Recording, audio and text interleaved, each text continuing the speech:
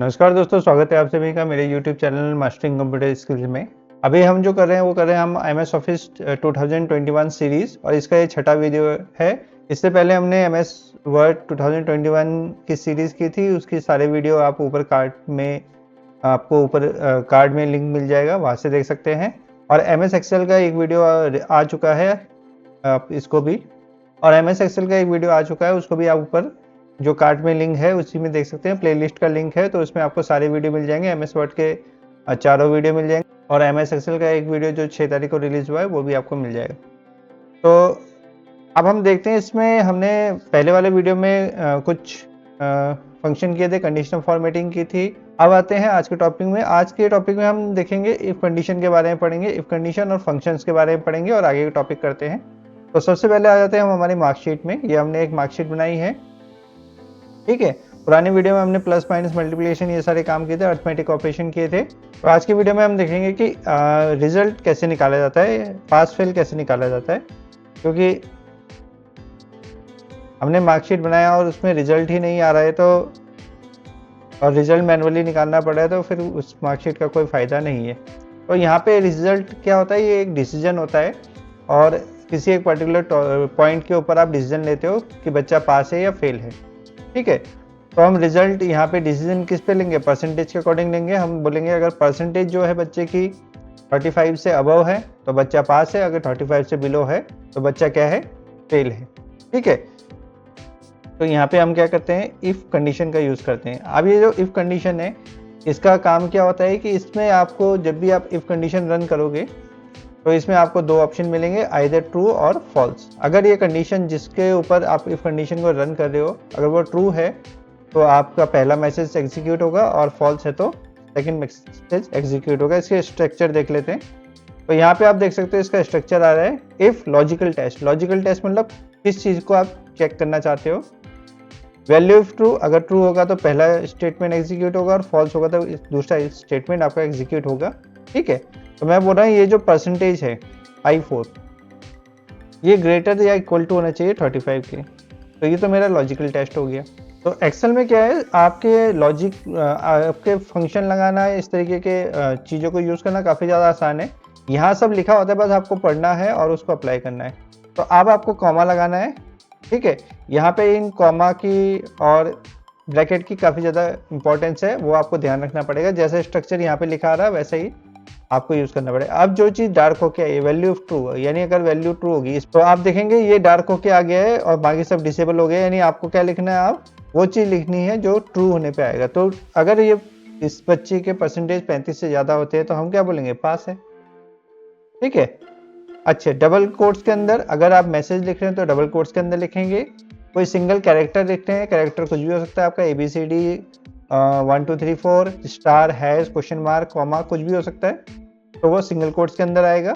और नंबर है तो तब कोई नहीं आएगा। जैसे मैंने 9 लिखा तो ये चल जाएगा बिना किसी कोट्स के, ठीक है। तो अब आपको क्या लिखना है, वैल्यू इफ फॉल्स, यानी अगर ये वैल्यू फॉल्स होती है यानी 35 से कम होता है तो क्या लिखना है, फेल। तो वैल्यू अगर ट्रू है तो आप लिखेंगे पास, और अगर फॉल्स है तो आप क्या लिखेंगे, फेल लिखेंगे, ठीक है। और उसके बाद एंटर दबा देंगे तो आपका रिजल्ट सामने आ जाएगा। आपको डबल क्लिक करना है तो आपका रिजल्ट आ गया। उसके बाद मैं पूरे शीट को सिलेक्ट करता हूँ और यहाँ से ऑल वाटर कर देता हूँ, तो ये आपका मार्कशीट तैयार होकर आ गया। लेकिन अगर आप देखेंगे इस वैल्यू को, इस फील्ड को देखेंगे, कुशाल का देखेंगे, तो कुशाल जो है वो 3 सब्जेक्ट में फेल है, ठीक है, लेकिन फिर भी पास हो जा रहा है। क्यों हो जा रहा है, क्योंकि इसका टोटल जो है वो आपका 39 है, ठीक है। ऐसे ही इस बच्चे का देखेंगे तो ये 2 सब्जेक्ट में फेल है, ठीक है। ऐसे ही आप, अगर मैं कंडीशनल फॉर्मेटिंग लगा देता हूँ इसमें, जो हमने पिछले वीडियो में किया था, तो मैं बोलता हूँ कि लेस देन 35, मैं बोलता हूँ 35 से कम वाले हाईलाइट कर दो। तो आप देखेंगे कि ये 2 बच्चे हैं जिनके, एक बच्चा 3 सब्जेक्ट में फेल है तो वो तो फेल ही है, और एक बच्चे 2 सब्जेक्ट में फेल है तो उसका क्या हो सकता है, कंपार्टमेंट हो सकता है, लेकिन यहाँ रिजल्ट पास दिखा रहा है, ठीक है। तो पहले हम चेक कर लेते हैं कि आपका फॉर्मूला सही चल रहा है कि नहीं। उसके लिए मैं क्या करूँगा, कम मार्क्स कर देंगे, और सारे सब्जेक्ट में फेल हो गया तो फेल हो गया, ठीक है। अब ये कंपार्टमेंट और फेल किस तरीके से डिटरमाइन होगा, तो उसके लिए अभी हम आगे उसको करेंगे, क्योंकि मैं एकदम से बताऊंगा तो आपको कंफ्यूजन हो जाएगा, ठीक है। अच्छा, चलिए ये तो हो गया सिंगल कि जिसमें आपका सिर्फ सिंगल रिजल्ट था। अब इसी में एक और चीज मैं ऐड कर रहा हूँ, ग्रेड। अब ग्रेड जो है, बच्चों के ग्रेड किस हिसाब से होते हैं, वही परसेंटेज के हिसाब से होते हैं, ठीक है। लेकिन उसमें क्या है, उसमें आपके रेंज होती है। अब हम सीखेंगे कि रेंज कैसे बनाते हैं, ठीक है। तो मैं क्या कर रहा हूँ, इसको थोड़ा सा छोटा कर दे रहा हूँ और यहाँ पे एक रेंज बना दे रहा हूँ कि परसेंटेज और ग्रेड मुझे इस टेबल के अकॉर्डिंग चलना है, ठीक है। तो मैं बोलता हूँ कि अगर जो परसेंटेज है वो ग्रेटर देन इक्वल टू 90 होती है, ठीक है। तो मैं बोलता हूँ अगर बच्चे के 90 या उससे अबव है तो ए ग्रेड मिलेगा उसे। अगर बच्चे के ग्रेटर देन यानी कि 80 से 90 के बीच में है तो उसको बी ग्रेड देंगे, ठीक है। अगर बच्चे के 70 से 80 के बीच में है तो उसको मिलेगा सी ग्रेड, ठीक है। अगर उसके 60 से 70 के बीच में है, चलो इसको ए प्लस कर देते हैं, ज़्यादा हो जाएगा, ए प्लस तो हम कर देंगे ए ग्रेड। फिर आपका आएगा बी प्लस, बी ग्रेड, ठीक है। फिर आएगा 50 से 60 के बीच में अगर है तो उसको हम दे देंगे सी प्लस, और अगर 40 से 50 के बीच में है उसको दे देंगे सी ग्रेड। अगर 35 से 40 के बीच में है तो उसको मिलेगा क्या, डी ग्रेड, ठीक है। तो मैं सी प्लस को सी बना देता हूँ। और अगर लेस देन 35 है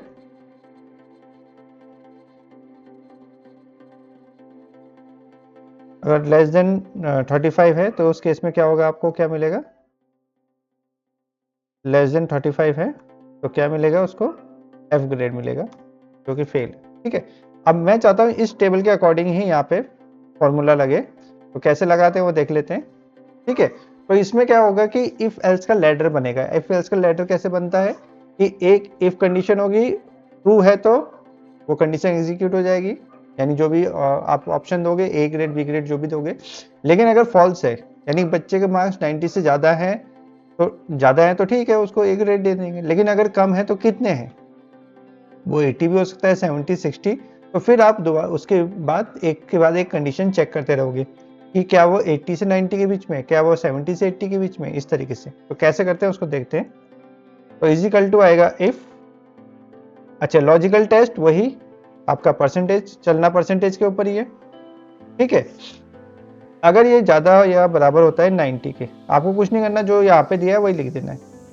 तो क्या होगा, लॉजिक टेस्ट अगर ट्रू होगा तो हमने क्या बोलना है कि ए प्लस बोलना है, क्या आ जाए उसका ग्रेड, ए प्लस आ जाए। लेकिन अगर फॉल्स होता है तो क्या हो, तो फिर हम दोबारा से कंडीशन चेक करें, क्योंकि अब हमारे पास एक सिर्फ एक ही कंडीशन नहीं है, काफ़ी ज़्यादा कंडीशन है हमारे पास। कितनी कंडीशन है, अब हमारे पास है 1 2 3 4 5 6 7 8 कंडीशन है, ठीक है। तो फिर लॉजिकल टेस्ट पूछेगा, तो लॉजिकल टेस्ट कौन सा है, ये वाला, आपने दोबारा वही क्लिक करना है, ग्रेटर देन इक्वल टू 80, ठीक है। अब यहाँ पे जैसे मैंने ग्रेटर देन इक्वल टू लिखा तो ये रेंज बन गया। रेंज कैसे बन गया, नीचे वाला रेंज बन गया, कैसे बना, 80 से ज़्यादा, और ऊपर से हम नीचे कब आए हैं, जब वो क्या था, 90 से नीचे था। तो 80 से 90 के बीच में, ठीक है। तो मैं यहाँ इजिकल टू हटा देता हूँ। अभी हमारा सही हो गया कि देखो सीढ़ी है, एक सीढ़ी है, ये है 90 से अबव वाली सीढ़ी, और नीचे वाली सीढ़ी क्या है, 80 से अबव वाली सीढ़ी। तो ये जो रेंज बनी वो क्या बनी, 80 से ऊपर और 90 से 90 तक, 80 से ऊपर 90 तक, ठीक है।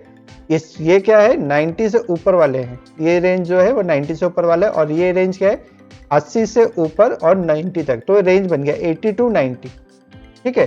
तो 80 टू 90 का रेंज हमारे पास बन गया। अब हम क्या करेंगे, यहाँ पे दे देंगे ए ग्रेड, ठीक है। फिर सेम रहेगा इसके लिए, ग्रेटर देन, अच्छा इसको हम क्या करेंगे 80 से 90, ठीक है। यहाँ पे टेबल में हमें कुछ चेंजेस करने पड़ेंगे। क्या चेंजेस करने पड़ेंगे, तो टेबल में मैं कुछ चेंजेस कर रहा हूँ पहले, क्योंकि हमारा लॉजिक नहीं बन पाएगा। यहाँ पे मुझे करना पड़ेगा 81, यहाँ पे 71, 61, 51, 41, क्योंकि डबल चीज नहीं हो सकती। डबल चीज का मतलब क्या है कि यहाँ भी 90 और यहाँ भी 80 और यहाँ 80 नहीं हो सकता, ठीक है। एक ही चीज दो जगह नहीं आ सकती, ठीक है। 60 60 इस तरीके से नहीं हो सकता, आपको एक ऊपर वैल्यू जाना पड़ेगा। चलो तो अब हम आ जाते हैं वापस अपने लॉजिक में। अब यहाँ डबल क्लिक करेंगे, लॉजिक आ जाएगा। तो अब हमारा क्या है, ये जो कंडीशन है क्या हो गया, 81 से 90 के बीच में, यानी 80, ये 80 जो ऊपर वाला था 90 से ज़्यादा था, ये 80 से ज़्यादा है। 80 से ज़्यादा नेक्स्ट वैल्यू क्या है, 81। तो 81 से 90 तक, ठीक है। अब हम इसके नीचे वाले लेटर में जाते हैं। अगर ए है तो ए, नहीं है तो फिर दोबारा से इफ कंडीशन लगाइए। और ये जो 47 है ये क्या होना चाहिए, ग्रेटर देन इक्वल टू 70। तो ग्रेटर देन इक्वल टू नहीं लगाएंगे, हम सिर्फ ग्रेटर देन लगाएंगे और लिख देंगे 70। यहाँ भी इजिकल टू हटा देंगे, इजिकल टू किसी में नहीं आएगा क्योंकि हम उससे एक वैल्यू ऊपर जा रहे हैं। तो अगर ये होता है, ट्रू होता है, तो क्या है, कौन सा ग्रेड देना है आपने, बी प्लस देना है। फॉल्स होना है तो फिर हम कंडीशन लगाएंगे कि जो आपका ये परसेंटेज है ये ग्रेटर देन है क्या, 70 हो गया, 60 से ज़्यादा है तो हम दे देंगे बी ग्रेड। फिर एक और इफ लग जाएगा, ठीक है। वही आपका ये कंडीशन, और ये greater than equal to greater than 50। अगर ये ट्रू है तो क्या होगा आपका, आप दे देंगे सी ग्रेड। सी प्लस हम दे चुके हैं, नहीं बी दे चुके हैं ना, तो हम देंगे सी प्लस। और अगर ये फॉल्स होता है तो उस केस में क्या करेंगे, इफ ये वाली कंडीशन जो होती है वो बड़ी होती है, आपको कुछ नहीं करना, बस जो वैल्यू दी है उनको पुट कर देना है और उनके सामने उसका कंडीशन लिख देना है कि सी है, ठीक है। फिर इफ लगा देंगे तो 40 तक हो गया हमारा। अब बचा 36, यानी कि 45 से बड़ा होगा क्या आपका ये जो कंडीशन है। ये कंडीशन जो है अगर ये ज़्यादा होती है 35 से, 35 से ज़्यादा होने का मतलब क्या है, 36 से 40, ठीक है। तो मैं इसको इक्वल टू करूंगा क्योंकि 35 में बच्चा पास हो जाता है, तो मैं इज इक्वल टू करूंगा ग्रेटर देन इक्वल टू 35। तो इस कंडीशन में क्या होगा आपका, ठीक है। इस कंडीशन में हम डी देंगे और नहीं तो क्या देंगे, एफ देंगे। लास्ट वाली कंडीशन आपको चेक करने की जरूरत नहीं, अंडरस्टूड होती है कि उससे लेस होगा तो क्या होगा। अब आपको ब्रैकेट बंद करते जाने हैं, कब तक, जब तक कि लास्ट ब्रैकेट ब्लैक कलर का नहीं आ जाता। और ये हमारा कंडीशन हो गया, ठीक है। इस केस में क्या करेंगे हम, यहाँ पे कर देंगे 35 से 40, ठीक है। अच्छा सी ग्रेड आ गया। अब इसको एक बार दोबारा से समझ लेते हैं इस चीज को, ठीक है। देखो आपको करना क्या है, सबसे पहले तो आपको हाईएस्ट कंडीशन सबसे ऊपर से स्टार्ट करेंगे। लैडर है तो आप नीचे की तरफ उतरेंगे, नीचे से ऊपर नहीं जाएंगे, जाएंगे तो कंफ्यूज हो जाएंगे। तो मैंने बोला 90 से ग्रेटर, 90 से ज़्यादा, ठीक है, जो भी है ए प्लस दे दो। 90 से ज़्यादा जो भी है ए प्लस दे दो। अब हम इससे एक नीचे आए तो ये लैडर तो एग्जिस्ट कर रहा है ना, ट्रू है तो ये है, फॉल्स है तो नीचे वाला है। तो नीचे वाले में क्या है, मैंने बोला 80 से ऊपर, 90 से नीचे और 80 से ऊपर, तो 80 से 90 तक का रेंज बन गया, ठीक है। अब 80 से ऊपर जो भी है यानी ट्रू है तो क्या देना है हमने, क्या देना है, ए प्लस, यहाँ पे ए प्लस दिया, यहाँ पे क्या देना है, ए देना है। फिर हम एक नीचे आए तो 70 में आ गए, तो 70 से ऊपर और 80 से नीचे, 70 से लेकर 71 से लेकर 80 तक। तो वैसे ही आप क्या करेंगे, एक एक लेटर नीचे आते रहेंगे कि 71 से 61 से 51 से 41 से, और लास्ट में हमने बोला कि 35 से लेकर 40 तक, 40 तक अगर है तो डी ग्रेड दो, और अगर लेकिन 35 से नीचे है तो एफ ग्रेड दे दो। और उसके बाद ब्रैकेट उतने ही बंद होंगे, लास्ट में सारे ब्रैकेट बंद होंगे। क्यों, क्योंकि ये एक के अंदर एक सैंडविच है, ठीक है। तो लास्ट में सारे ब्रैकेट बंद होंगे और आपने कुछ नहीं करना, बस उसका कॉरेस्पॉन्डिंग देखते रहना है, बंद करते रहना है। और जब ये ब्लैक वाला आ जाएगा, सबसे आखिरी वाला ब्रैकेट जो होगा ब्लैक कलर का होगा और यहाँ पे वो ये वाला ब्रैकेट आपका चमकेगा, तो इसका मतलब आपके सारे कंडीशन लग गए हैं और आप ओके कर देंगे। और उसके बाद डबल क्लिक करेंगे तो देखेंगे कि सबके परसेंटेज के अकॉर्डिंग आ गया है। 90 से ऊपर वाला ए प्लस आ गया 83, 80 से ऊपर वाला बी आ गया, उसके बाद 60 से ऊपर वाले सारे बी है, ठीक है। एक डी वाला भी है, एक सी वाला भी है और एक ए वाला भी है, ठीक है। तो अगर मैं इसको फेल कर देता हूँ बच्चे को, इसके मार्क्स कम कर देता हूँ, तो फेल हो गया और उसका ग्रेड भी F हो गया। ठीक है, तो यहाँ पे सपोज इसके मार्क्स कम कर देते हैं।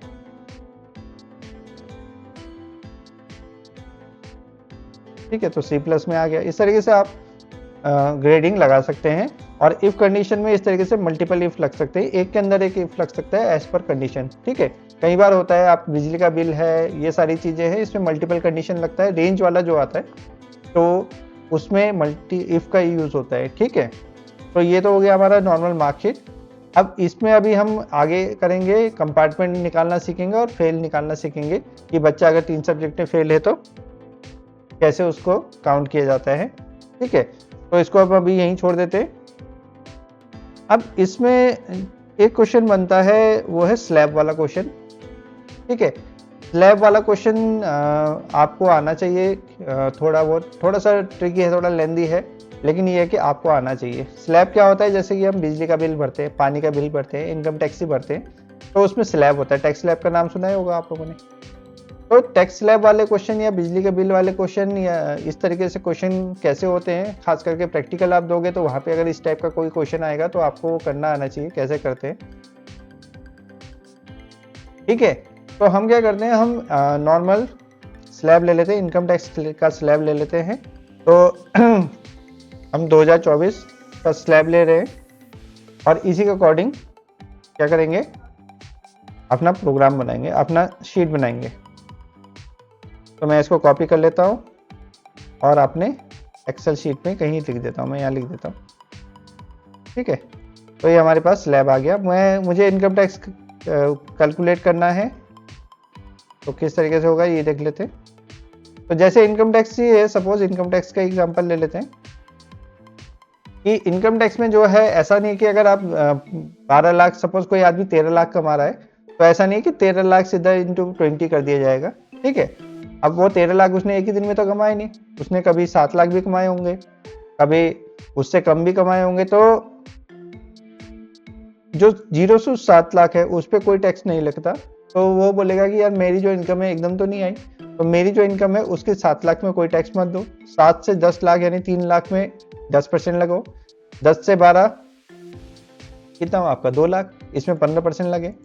इसमें आपका 12 से 5 3 लाख में फिर 20% लगे, और जो बचा है उसमें आप 30% लगा सकते हैं। इसी तरीके से टैक्स भी लगता है। इसी तरीके से आपका पानी का बिल, बिजली का बिल सब इसी तरीके से कैलकुलेट होता है। सपोज 300 यूनिट है और शुरू के 100 यूनिट फ्री हैं, तो उसके 200 यूनिट में ही चार्ज लगेंगे। और 200 यूनिट में भी अगर 100 यूनिट इस तरीके का स्लैब है तो स्लैब के अकॉर्डिंग लगेगा, डायरेक्टली आप कैश या चार्ज अप्लाई नहीं करोगे। ठीक है, तो इसको कैसे इम्प्लीमेंट करते हैं देखते हैं।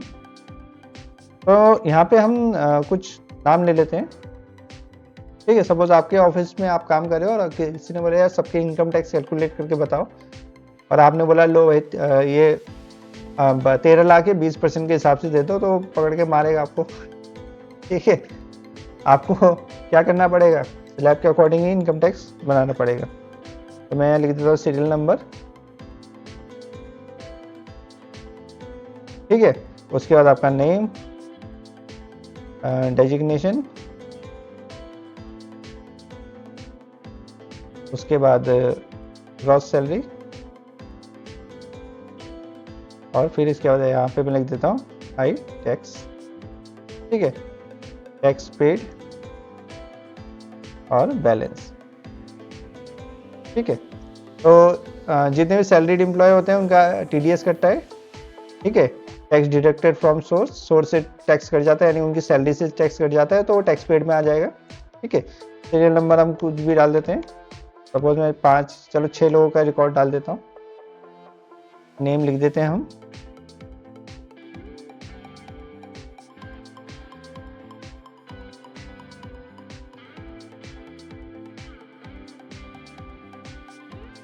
ठीक है, तो कुछ एम्प्लॉय का हमने नाम लिख दिया, डेजिग्नेशन लिख देते हैं उसके।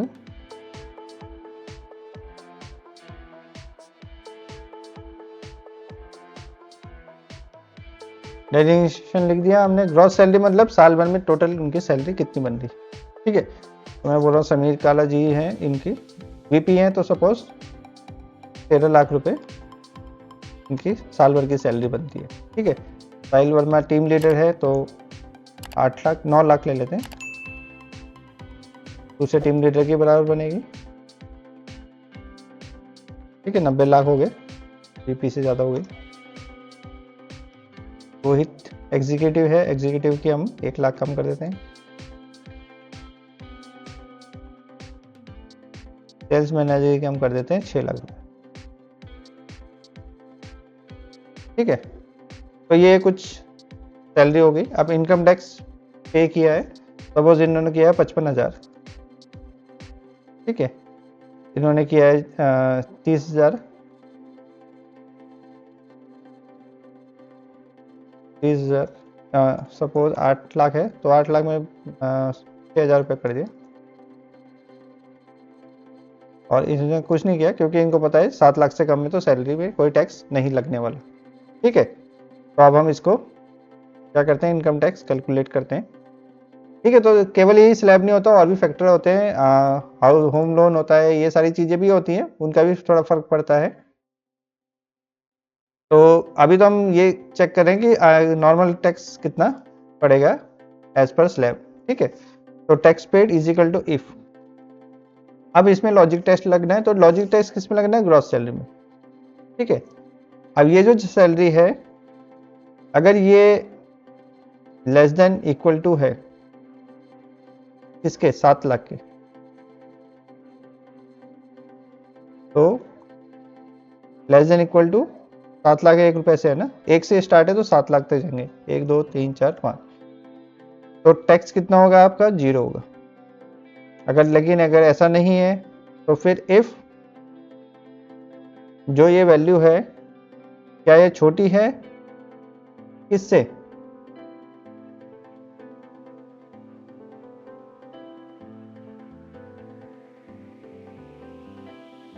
ठीक है, अगर 7 लाख से कम है तो ठीक है, नहीं तो क्या 10 लाख से कम है,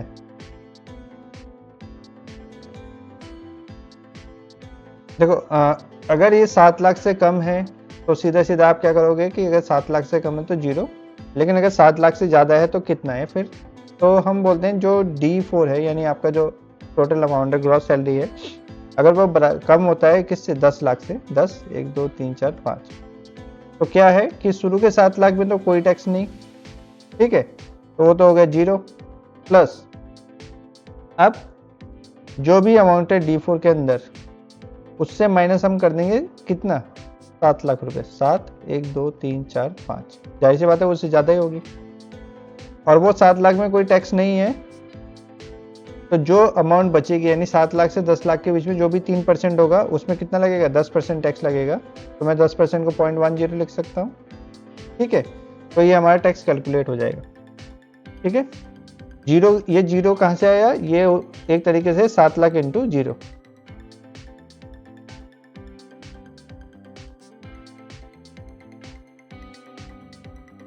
तो ये जीरो कहाँ से आया, ये जीरो जो है ये है 7 लाख इंटू 0, यानी कि जो शुरू का 7 लाख है उसमें कोई टैक्स नहीं, और क्योंकि हम 7 लाख में ऑलरेडी टैक्स लगा चुके हैं तो वो वैल्यू हमने माइनस कर दी। अब दोबारा से आते हैं हम वापस, इफ अगर ये 10 लाख से कम नहीं है, ज़्यादा है, तो क्या होगा, कितने से कम होगा फिर, 12 लाख। ठीक है, तो 12 1 2 3 4 5, अगर 12 लाख से कम है तो क्या होना चाहिए। अब नेक्स्ट कंडीशन आती है जब आपकी वैल्यू 12 लाख से कम होती है, तो उस केस में क्या होगा, आप लिखोगे 7 लाख 2 3 4 5 6 7 इंटू 0 लिख दोगे। ठीक है, ये इसलिए लिख रहे हैं ताकि कन्फ्यूजन क्रिएट ना हो। प्लस अब ऊपर हमारे कितने में टैक्स लग रहा है, 3 लाख में लग रहा है, 3 1 2 3 4 5, ये 3 लाख कहाँ से आया, 10 में से 7 माइनस कर दो, 3 लाख आया, तो उसमें हम कितना टैक्स लगा रहे हैं, 0.10,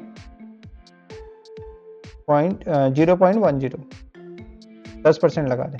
प्लस अब हमने क्या करना है, जो टोटल वैल्यू है उसको माइनस कर देना है, टोटल को माइनस कर देना है कितने से, तो अगर आप यहाँ देखोगे तो मैंने कितने टैक्स कैलकुलेट कर लिया, 7 1 2 3 4 5 6, चलो इसमें 0 बढ़ भी जाएगा कोई दिक्कत नहीं है, तो आपने टोटल कितने का टैक्स हम ऑलरेडी कैलकुलेट कर चुके हैं, 10 लाख का, 10 1 2 3 4 5, तो ये माइनस कर दीजिए, और क्योंकि ऑलरेडी 10 लाख में टैक्स कैलकुलेट जो हो चुका है, उसमें टैक्स लग चुका है, तो डबल तो टैक्स दिया नहीं जाएगा। तो अब हम जो बचा हुआ अमाउंट होगा उसमें कितना लगाएंगे, 15% टैक्स लगाएंगे। ठीक है, ये आपको क्लियर नहीं है तो आप दोबारा देख सकते हैं। दोबारा देख लेते हैं कि सबसे पहले तो 7 लाख से नीचे है तो कोई टैक्स नहीं। इस वाले केस में था क्या था कि यहाँ पे मैं लिख देता हूँ 7 1 2 3 4 5 इंटू 0, यानी शुरू के 7 लाख में कोई टैक्स नहीं है, और जो बचा यानी 7 लाख का टैक्स हमने कैलकुलेट कर लिया है, तो जो बचा उसमें 10% टैक्स लग जाए, यानी 3 लाख बचता है। जरूरी थोड़ी है 3 लाख हो, उसकी सैलरी 9 लाख भी हो सकती है, 8 लाख भी हो सकती है, 6 लाख भी हो सकती है, तो जो भी बचेगा उस पर 10% टैक्स लगेगा। ठीक है, सिंपल सा फंडा है। दूसरे में मैंने बोला 12 लाख से कम है, तो शुरू के 7 लाख में कोई टैक्स नहीं, वो हट गया। 3 लाख में 10%, 3 लाख कहाँ से आया, 10 माइनस 7 करो, 3 लाख आ गया। और जो बचा वो 1 लाख भी हो सकता है, 10,000 भी हो सकता है, 5,000 भी हो सकता है, उसमें 15% टैक्स लगेगा। क्लियर है इतना? अब आते हैं, अगर जो सैलरी है वो बड़ी हो, कम हो, किससे, 12 लाख से, 12 1 2 3 4 5, अगर ये 12 लाख से कम हो, ठीक है, कम या बराबर हो, तब क्या होगा, उस केस में क्या होगा, तो मैं कर लूँगा इफ़, हाँ इफ़ की जरूरत नहीं पड़ेगी, वही शुरू में 7 1 2 3 4 5 इंटू 0, शुरू के 7 लाख में कोई टैक्स नहीं।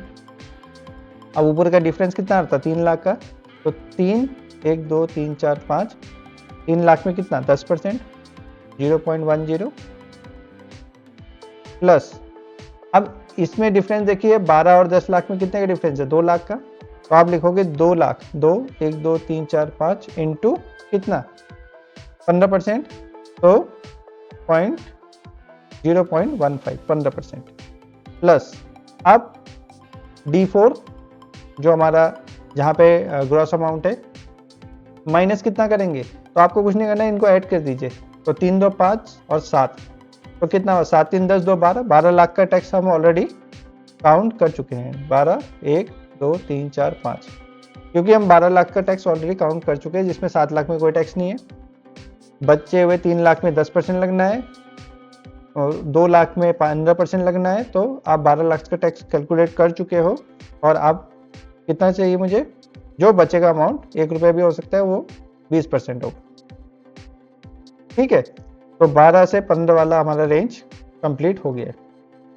तो यहाँ 15 आएगा, क्योंकि 12 ऑलरेडी आ चुका है, तो 15 आएगा। और यहाँ क्या होगा आपका,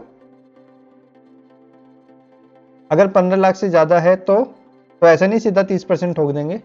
ठीक है, वहाँ भी वही लगेगा कि शुरू के 7 1 2 3 4 5 में कोई टैक्स नहीं, इंटू 0 प्लस कितना आपका, 3 लाख में 3 1 2 3 4 5 इंटू कितना, 10% है, 10 प्लस 2 लाख में 1 2 3 4 5 इंटू कितना परसेंट है आपका, 15% है, प्लस अब इसमें कितने का फर्क है, 3 लाख का फर्क है, तो 1 2 3 4 5 इंटू कितना परसेंट, 0.20 0.20 भी लिख सकते हैं, प्लस, और हम कितने का टैक्स कैलकुलेट कर चुके हैं, 15 लाख का। आपने अगर इनको टोटल करेंगे तो कितना होगा, 7 3 10 2 12 और 3 15 लाख का, तो D4 माइनस 15 1 2 3 4 5 15 लाख का टैक्स कैलकुलेट हो चुका है। और जो भी है उससे ऊपर जितना भी है उसमें फ्लैट 30% लगेगा, उसके बाद कोई लिमिट नहीं है। अब एक एक करके सारे ब्रैकेट बंद कर देंगे, तो एक एक करके मैं सारे ब्रैकेट बंद कर देता हूँ, ब्लैक ब्रैकेट आ गया, इसका मतलब हमारा काम हो गया है, और आप एंटर दबा देंगे तो ये इसका टैक्स आ गया।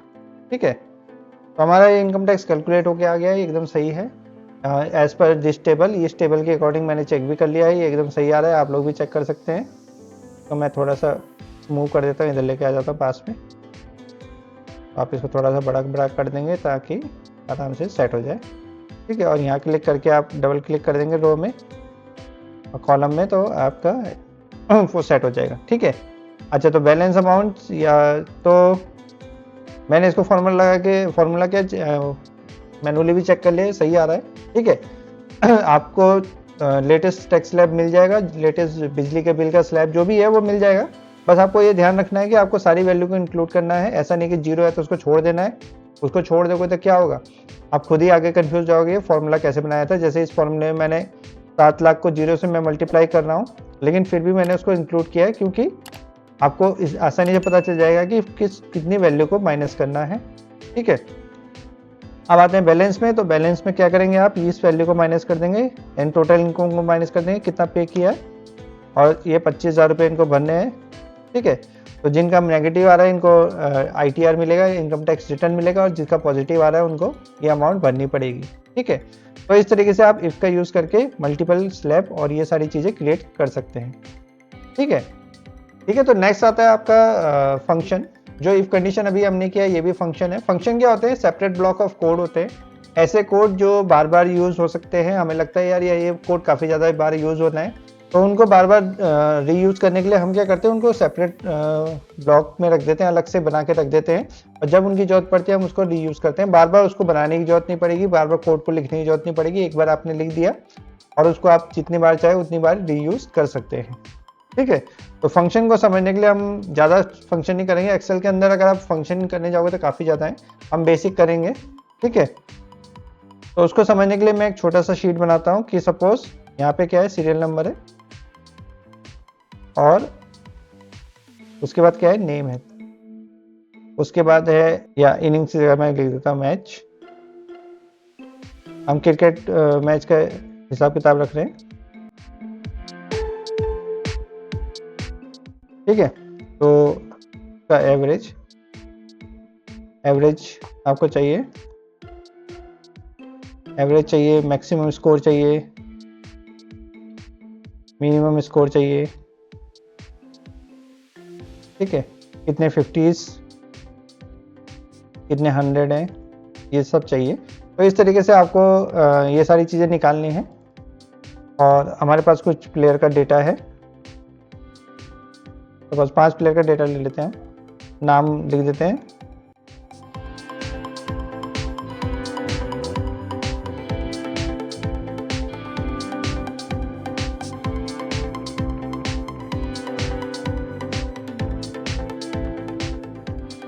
तो इस तरीके से हमारे पास कुछ प्लेयर के रन हैं। आपको क्या करना है, सबके एवरेज निकालना है, टोटल कितना उनका एवरेज था, कितना उनका, अच्छा टोटल भी कर लेते हैं।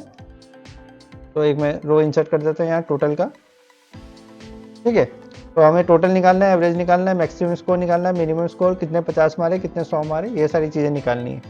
तो टोटल के लिए तो हम क्या करेंगे, आप सीधा यहाँ पे क्लिक करोगे, ऑटो सम में क्लिक करोगे तो आपका टोटल आ जाएगा और आप इस तरीके से निकाल दोगे। ठीक है, एवरेज के लिए मैं फंक्शन यूज़ करता हूँ जिसका नाम एवरेज ही है। ठीक है, यहाँ पे आपको दिख जाएगा एवरेज। ठीक है, तो आपको पूरा टाइप करना पड़ेगा AVERAGE एवरेज, और उसके बाद आप यहाँ पे पूरे रेंज सेलेक्ट कर लेंगे कहाँ से कहाँ तक आपको एवरेज चाहिए। तो मुझे यहाँ तक एवरेज चाहिए, तो ये इसका एवरेज आ गया, 45 का एवरेज आ गया। वैसे हम सारे प्लेयर का निकाल लेंगे, अपने आप आ जाएगा। मैक्सिमम स्कोर, तो मैक्स करके एक फॉर्मूला आता है मैक्स, और मैक्स में आपको वही बताना है, रेंज बता देनी है, और वो खुद बता देगा आपको सबसे ज़्यादा मैक्सिमम रन कितने थे। तो आप डबल क्लिक करेंगे तो सारे प्लेयर का आ जाएगा। वैसे आपको मिनिमम निकालना है, मिनिमम स्कोर कितना था, तो आप मिन फंक्शन का यूज़ करेंगे, रेंज सेलेक्ट कर लेंगे और एंटर दबाएंगे तो क्या होगा, आपका मिनिमम स्कोर भी आ जाएगा। 50 काउंट करना है, मुझे 50 करना है, तो आप यहाँ पे यूज़ करोगे काउंट, और काउंट करने के बाद इफ करोगे। ठीक है, और उसके बाद रेंज सेलेक्ट कर दोगे कि किस रेंज में आपको सर्च करना है, और क्राइटेरिया पूछेगा। तो क्राइटेरिया मुझे क्या चाहिए, 50 चाहिए, तो 0 बता रहा है। ठीक है, क्यों बता रहा है, क्योंकि यहाँ पे 50 एकदम वो 50 से मैच कर रहा है। तो मैं क्या करूँगा, इसको ग्रेटर देन 50 कर दूंगा। तो आप एंटर करोगे तो वो काउंट करके दे देगा। 2 बार उसने 100 से 50 से ज़्यादा बनाए। और यहाँ पे क्या होगा, आप 100 करोगे तो 100 को मैं ग्रेटर देन कर देता हूँ। तो इसे मैं डबल क्लिक करूँगा तो सब आ जाएगा। तो L2 हमारा जो है इसको मैं फिक्स कर देता हूँ इस तरीके से। ठीक है, ये फिक्स करना क्या होता है अभी मैं आपको समझाऊंगा। वैसे हम 100 के लिए कर लेते हैं। आप लिखोगे काउंट इफ, रेंज पूछेगा तो रेंज आप ये दे दोगे। उसके बाद क्राइटेरिया पूछेगा तो क्राइटेरिया हमने ऊपर वाला दे दिया है। और इसको मैं क्या करूँगा, F4 दबाऊंगा तो ये क्या हो जाएगा, फिक्स हो जाएगा। और उसके बाद आप एंटर कर दोगे, और एंटर करने के बाद नीचे करोगे तो इस तरीके से आ जाएगा। अच्छा, ये हमारा सब आ गया है। अब इसमें आप देख सकते हैं कि यार इसने 50 तो वैसे एक ही बार मारा है, लेकिन यह 4 बार आ रहा है, वैसे ही इसका भी ये 4 बार आ रहा है। तो हम क्या करेंगे, इसको माइनस कर देंगे किससे, इस वाली वैल्यू से, और एंटर दबा देंगे। ठीक है, तो आप इसको इस तरीके से माइनस करोगे तो अब आपका ठीक आ जाएगा। यानी कि 3 सेंचुरी मारी है उसने, 1 हाफ सेंचुरी मारी। वो इसलिए हो रहा है क्योंकि ग्रेटर देन 100 है, तो वो 50 तो उसने पार किया ही होगा, तो इसलिए ये थोड़ी कंफ्यूजन रहती है, वो कर देंगे। अच्छा, इसमें हम एक और फील्ड, अगर आप काउंट फंक्शन भी समझना चाहते हैं तो एक और फील्ड ऐड कर देते हैं, जिसे हम बोलते हैं इनिंग्स। इनिंग्स मतलब वो कितने मैच में खेला है। तो हम यहाँ लिख देते हैं काउंट। काउंट फंक्शन होता है जो नॉन ब्लैंक सेल को काउंट करता है। नॉन ब्लैंक सेल मतलब यहाँ पे तो फिलहाल हमने सारे भरे हुए, तो सारे आपके आएंगे। तो हो सकता है कोई किसी पारी में ना खेला हो। सपोज मैं इसको यहाँ से हटा देता हूँ, और इसको ये जो कम कम है कुछ हटा देते हैं, एक एक पारी हटा देते हैं कि कोई प्लेयर एक एक पारी में नहीं खेला। तो यहाँ आप देख सकते हैं नंबर ऑफ इनिंग्स आ गई है। ठीक है, सपोज ये सारी पारियों में खेला है, तो इस तरीके से आप नंबर ऑफ इनिंग्स क्या कर सकते हैं, यहाँ पे घटा बढ़ा सकते हैं। तो यहाँ नंबर ऑफ इनिंग्स भी आ जाएगी। तो हमारे पास कुछ फॉर्मूले, एवरेज है, मैक्सिमम है, मिनिमम है, इनिंग्स काउंट फंक्शन है, काउंट इफ है। ठीक है। अच्छा, आप इसमें ये चीज समझ लेते हैं कि ये भी जो वैल्यू है मैंने फिक्स की है, क्यों की है और क्या होता है। ठीक है, देखो एक्सेल में जो फॉर्मूले चलते हैं, एक्सेल में 3 टाइप के रेफरेंस होते हैं सेल के। रेफरेंस क्या होता है, देखो यहाँ पे पहले से समझते हैं रेफरेंस क्या होता है। तो एक्सेल में जहाँ ये जो फॉर्मूले हम लगा रहे हैं, C3 G3 लिख रहे हैं, ये सारा क्या है, रेफरेंस है, उसका एड्रेस है। एड्रेस में काम होता है, वैल्यू में काम नहीं होता। क्योंकि अगर मैं 2+2 करूंगा और उसको नीचे ड्रैग करूंगा तो वो हमेशा 2+2 ही रहेगा। लेकिन अगर मैं बोलूंगा कि C3+G3, तो C3+G3 के अंदर जो डेटा होगा वो क्या होगा, वो ऐड हो जाएगा। और जैसे आप देखेंगे हम नीचे वाले सेल में आए, तो आप यहाँ देख रहे हैं C4+G4 हो जा रहा है, यानी कि फॉर्मूला अपने आप चेंज हो जा रहा है, रेफरेंस अपने आप चेंज हो जा रहा है। तो रेफरेंस में काम करेगा, यानी आपने एक बार बता दिया कि उसको इस तरीके से काम करना है, तो वो उसी हिसाब से ऑटोमेटिकली एड्रेस चेंज करना शुरू कर देगा। आप नीचे नीचे करते जाएंगे तो अपने सामने वाले सेल को उठाना शुरू कर देगा। तो एक्सेल में जो काम होता है रेफरेंस में होता है। अब ये रेफरेंस कितने टाइप के होते हैं, तो पहला होता है रिलेटिव रेफरेंस। रिलेटिव रेफरेंस में क्या होता है, जैसे C3G3 लिखा है, ये रिलेटिव रेफरेंस है, यानी ये क्या करेगा, दूसरे सेल से खुद को रिलेट कर लेगा। और जैसे जैसे आप सेल को ड्रैग डाउन करेंगे या साइड में स्लाइड करेंगे, तो वो अपने ऊपर वाली सेल को भी ऑटोमेटिकली रिलेटिवली चेंज करने लग जाएगा, जैसे यहाँ पे हो रहा है। पर आप देख सकते हैं C3G3 है, नीचे वाले में क्लिक किया तो C4G4 हो गया, उसके बाद C5G5 हो गया। ठीक है। दूसरा होता है आपका मिक्स्ड रेफरेंस। मिक्स्ड रेफरेंस में क्या होता है कि आप एक सेल को तो फिक्स कर सकते हो, जैसे M को मैंने फिक्स कर दिया और 2 को फिक्स नहीं किया, तो उस केस में क्या होगा, जब हम उसे ड्रैग डाउन करेंगे तो क्या होगा, M तो फिक्स रहेगा, लेकिन उसका जो सेकंड पार्ट है वो 3, 4, 5 चेंज होना शुरू हो जाएगा। जैसे रेफरेंस का एग्जांपल देख लेते हैं। तो मैंने बोला M वाला सेल ले और 2 की वैल्यू को मैं फिक्स कर देता हूँ।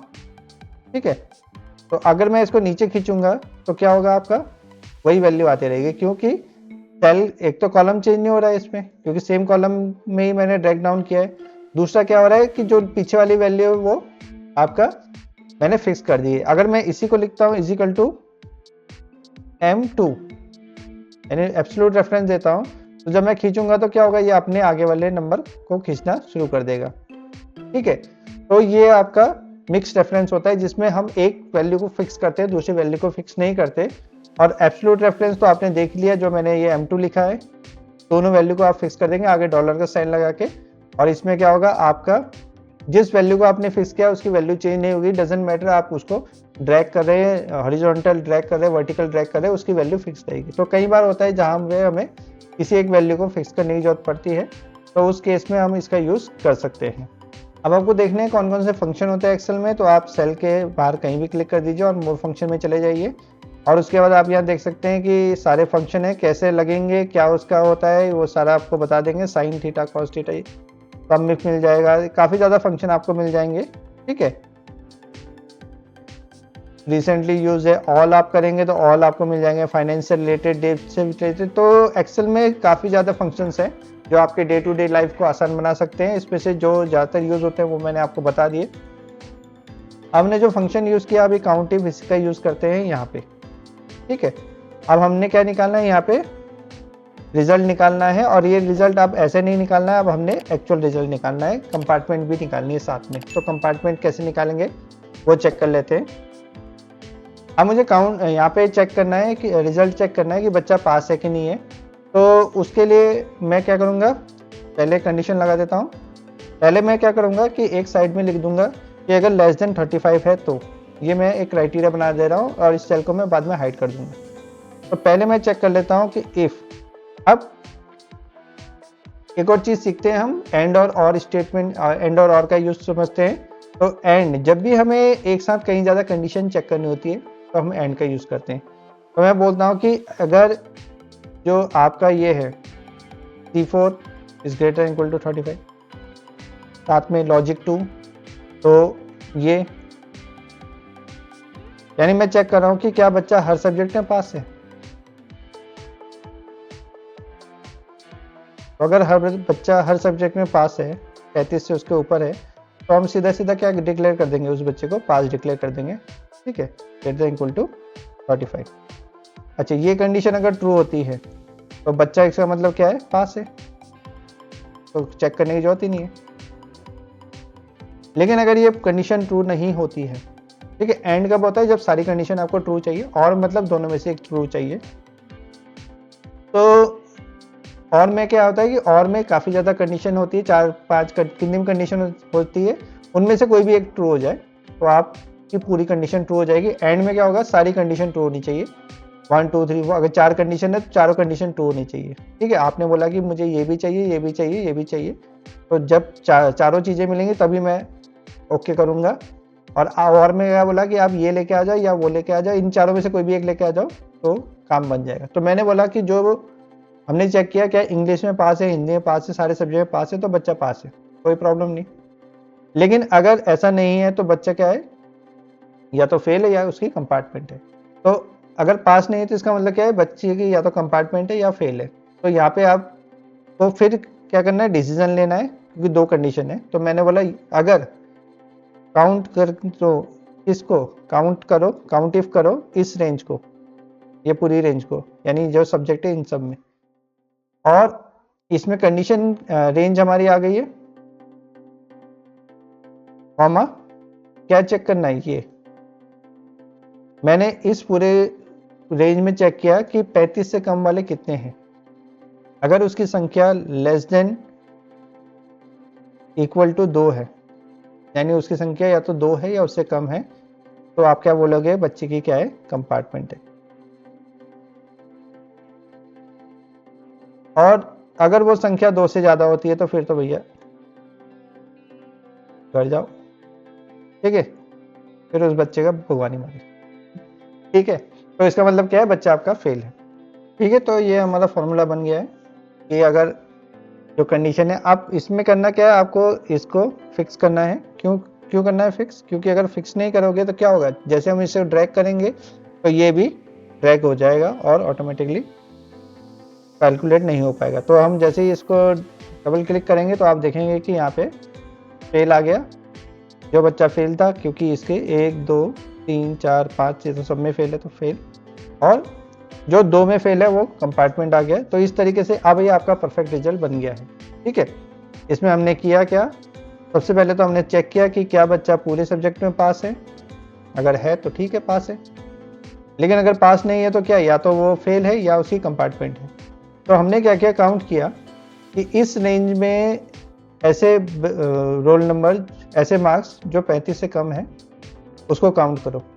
तो इसको मैंने क्यों फिक्स कर दिया, ताकि जब हम इसको नीचे करें तो अगर मैं रिलेटिव रेफरेंस लेता हूं तो क्या होगा, ये फिर इन सेलों में ढूंढेगा जहाँ पे हमें नहीं मिलेगा। तो इसको इसलिए मैंने इसको क्या कर दिया, फिक्स कर दिया है, ठीक है, एब्सोल्यूट रेफरेंस में डाल दिया। और उसके बाद मैंने बोला कि अगर इनकी संख्या 2 या 2 से कम होती है तो इसका मतलब क्या है, बच्चे के कंपार्टमेंट है। लेकिन अगर उसकी संख्या 2 से ज़्यादा हो जाती है, 3 हो जाती है, 4 हो जाती है, तो बच्चा क्या है, फेल है, ठीक है। तो ये हमारा आपका मार्कशीट, अब ये मार्कशीट प्रॉपर तैयार हो गई है। इससे आगे, इससे ज़्यादा इसमें काम नहीं कर सकते, ठीक है। तो आज के इस सेशन में हमने देखा कि कैसे फंक्शन का यूज़ किया जाता है। मेनली फंक्शन ही हमने देखे, इफ़ कंडीशन देखी, इफ एल्स देखा, इफ एल्स लेटर देखा, उसके बाद आपके काउंट इफ देखा, सेल रेफरेंसिंग के बारे में समझा। सेल रेफरेंसिंग काफ़ी इंपॉर्टेंट टॉपिक है, खास करके पॉलिटेक्निक के बच्चों के लिए। सेल रेफरेंसिंग में क्वेश्चन पक्का आते हैं। और व्हाट इज सेल रेफरेंसिंग आता है तो उसमें आप आंसर लिखोगे। 3 टाइप के होते हैं, एब्सोल्यूट, रिलेटिव एंड मिक्स्ड होते हैं। एब्सोल्यूट में क्या होता है कि सेल की वैल्यू फिक्स कर दी जाती है, रो और कॉलम दोनों की, बाय पुटिंग डॉलर साइन। और उसके बाद जब हम उसको ड्रैग करते हैं फॉर्मूले को एक साइड से दूसरी साइड ले जाते हैं तो उसकी वैल्यू जो है वो चेंज नहीं होती। रेफरेंस जिस पॉइंट को, जिस सेल को पॉइंट कर रहा होता है वो चेंज नहीं होता। मिक्स में क्या होता है कि आइदर रो और या कॉलम को आप फिक्स कर देते हैं, तो उस केस में क्या होता है कि कॉलम जिसको फिक्स किया उसकी वैल्यू चेंज नहीं होगी, लेकिन उसके साथ में जो कॉलम या रो है उसकी वैल्यू चेंज हो जाएगी। और रिलेटिव में क्या होगा कि इसमें जैसे जैसे हम फॉर्मूले को ड्रैग करेंगे, एक सेल से दूसरी सेल में जाएंगे, तो वो उसके सामने वाले सेल को या जिस पर्टिकुलर कॉलम को या रो को पॉइंट कर रहा है उसके अकॉर्डिंग सेल की वैल्यू चेंज होती रहेगी फॉर्मूले में। ठीक है, तो ये आपका इंपॉर्टेंट टॉपिक है। तो इसके बाद हमारा होम कमांड में लगभग सब चीज़ कंप्लीट हो गई है, फंक्शन हमने कर लिया है। अब इंसर्ट कमांड में आएंगे, इसमें हम पढ़ेंगे पाइवट टेबल, पाइवट चार्ट, किस तरीके से पाइवट टेबल, पाइवट चार्ट बनाया जाता है। इसके अलावा picture, smart art, table, shape, ये सब हम ऑलरेडी कर चुके हैं। चार्ट्स हम बनाना सीखेंगे एक्सेल में नेक्स्ट वीडियो में। ठीक है, ठीक है, तो आज के लिए इतना ही करते हैं। आज काफ़ी अच्छी सी एक्सरसाइज हो गई, काफ़ी चीज़ें हमने सीखी। आप अगर जॉब करते हैं तो आपके लिए भी ये काफ़ी अच्छी एक्सरसाइज रहेगी, काफ़ी चीज़ें आपने सीखी होंगी इसमें। ठीक है, तो वीडियो काफ़ी लेंदी हो जा रही है, इसलिए हम टॉपिक को छोटे छोटे टॉपिक में डिस्ट्रीब्यूट करके वीडियो ख़त्म कर रहे हैं, क्योंकि ये ज़्यादा लंबी होगी तो फिर आपको भी इसमें परेशानी आएगी। ठीक है, तो अगर आपको वीडियो पसंद आई है तो इसको लाइक कीजिएगा और शेयर कीजिएगा अपने दोस्तों के साथ, ताकि उनकी भी नॉलेज बढ़ सके, उन्हें भी एक्सेल के में फॉर्मूले, फंक्शन के बारे में पता चल सके। और अगर आप पहली बार आए हैं इस चैनल में तो इसको सब्सक्राइब कीजिएगा, ताकि आपको आने वाली सारी वीडियो के नोटिफिकेशन मिलते रहे। सब्सक्राइब करने के बाद बेल आइकन में ज़रूर क्लिक कीजिएगा और सारे नोटिफिकेशन में ऑल में क्लिक कीजिएगा, ताकि आपको सबसे पहले इसके नोटिफिकेशन मिले। साथ ही साथ हम अपने जो कम्युनिटी सेक्शन है उसमें क्विज चलाते हैं, डेली क्विज चलाते हैं, वहाँ पे मैं क्विज के क्वेश्चन डालते रहता हूँ, तो वहाँ पे भी आपको काफ़ी ज़्यादा क्वेश्चन मिल जाएंगे जो आपके एग्ज़ाम में आते हैं।